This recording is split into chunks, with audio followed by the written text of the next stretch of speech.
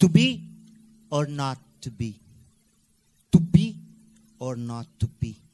Palavra protesto.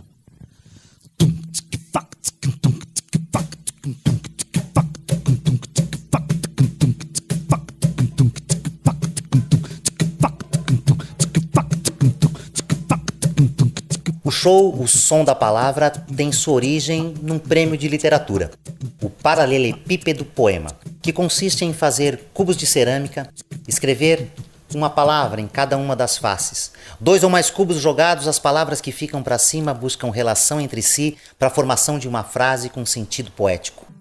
Outra vida pode haver sem que haja explicação. No show, o público é convidado a jogar, a participar dos jogos poéticos, criar novos poemas, e esses poemas, por sua vez, são inseridos de forma instantânea no show, ou até mesmo o público é convidado para recitá-los. O eletrocardiograma disse: ama, ama, ama, e não desengana quem está prestes a morrer de mal de amor.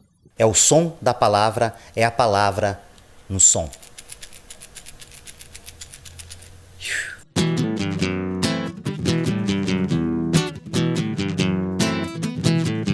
O som da palavra faz, o verbo faz o verso.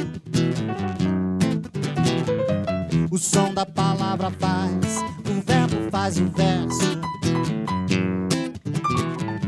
O som da palavra faz, o verbo faz o verso. O som da palavra faz, o verbo faz o verso.